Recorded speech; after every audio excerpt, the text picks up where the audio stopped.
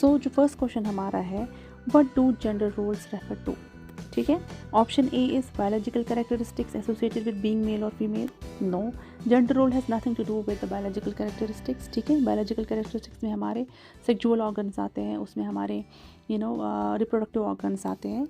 तो second option है socially constructed expectations and behaviours considered appropriate for individuals based on their gender. Exactly, this is the right answer, क्योंकि gender roles जो है ये हमारी society decide करती है और हमारी सोसाइटी ने ही डिसाइड किया होता है कि कौन से रोल्स जो है अप्रोप्रिएट है फॉर मेल एंड कौन से रोल्स जो है अप्रोप्रिएट है for female. So here the right answer is option B.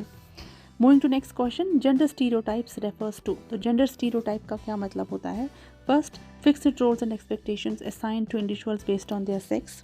ठीक है, biological difference between the males and females, flexibility in gender roles and expressions, absence of gender norms in society. तो सीधी सी बात है, gender stereotypes यही होता है कि जो हमने, हमारे समाज ने, हमारी सोसाइटी ने रोल्स फिक्स किए गए होते हैं कि कौन सा जो टास्क है, कौन सा जो असाइनमेंट है, किसको असाइन करना है बेस्ड ऑन द सेक्स. ठीक है, मेल्स जो हमने कल डिस्कस किया, मेल्स को कौन सा काम करने के लिए बोला जाता है एंड फीमेल्स को किस काम के लिए सूटेबल माना जाता है. ठीक है, तो here the answer is option A, that's fixed roles and expectations assigned to individuals based on their sex. उसको हम जेंडर स्टीरियोटाइप्स बोलते हैं. Next question is, what term is used to describe individuals born with variations in sex characteristic that do not fit typical definition that do not fit in typical definition of male and female. कल जब हमने sex को समझने की कोशिश कर रहे थे तो हम बोल रहे थे कि सेक्स जो है वो एट बर्थ ही हम बोल पाते हैं कि whether the baby is male और फीमेल. ठीक है, बट दैट्स नॉट बाइनरी जो हमने कल डिस्कस किया. बट कुछ ऐसे भी लोग होते हैं जिन they are born with some variations. ठीक है, उनमें क्रोमोसोम्स में कोई वेरिएशन होती है, हार्मोन्स में कोई वेरिएशन होती है, तो उन लोगों के लिए हम एक पर्टिकुलर टर्म इस्तेमाल करते हैं, दैट इज़ इंटरसेक्स. ठीक, so here the right answer is intersex. So intersex is the term that's used to describe individuals who are born with some variation in sex characteristics and that do not fit in the typical definition of male or female. Next question is the gender पे gap refers to. तो gender पे gap जो होती है वो क्या होता है? जेंडर पे गैप भी मैंने आपको कल समझाया था. So is this a difference in wages between the men and women performing the same job, और is this a difference in wages between individuals of different sex orientations, और is this the difference in wages between individuals working in different industries, or is this the absence of any wage disparities based on gender.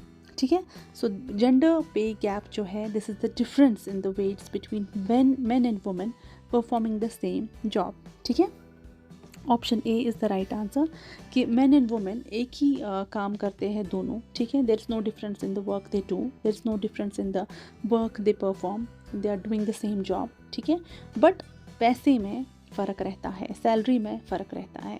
So gender पे gap यही होता है कि जब difference होती है, जब डिस्पैरिटी होती है वेजेस में बिटवीन मेन एंड वुमेन हो जो एक ही काम करते हैं. ठीक है, नेक्स्ट क्वेश्चन जो हमारा है, what does the term sexual division of labour refer to. Sexual division of labour का क्या मतलब होता है?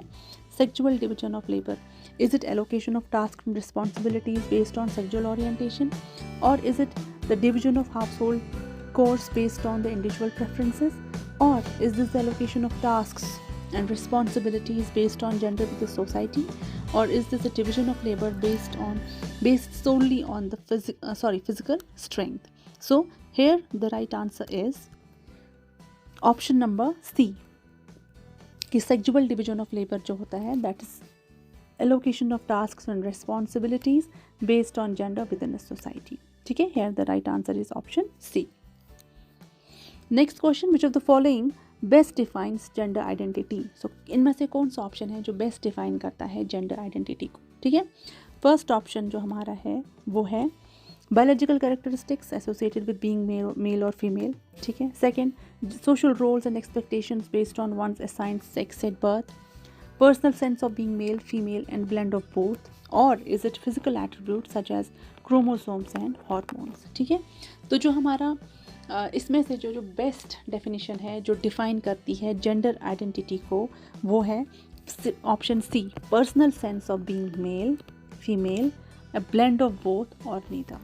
ठीक है, ओके.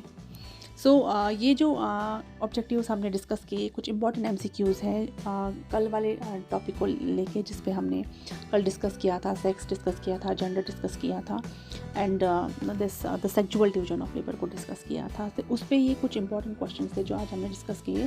तो नेक्स्ट लेक्चर में इंशाल्लाह हम नया टॉपिक उठाएंगे, नया टॉपिक डिस्कस करेंगे, एंड उसके बाद उसके कुछ इंपॉर्टेंट एमसीक्यूज़ करेंगे। So thank you for being part of this and stay tune to endless learning. तो बाकी जो सारे लेक्चर्स है, ऑब्जेक्टिव्स है, इंपॉर्टेंट क्वेश्चंस है, स्ट्रैटेजीज़ है, वो सब हमारी चैनल पे आएगा। Thank you so much.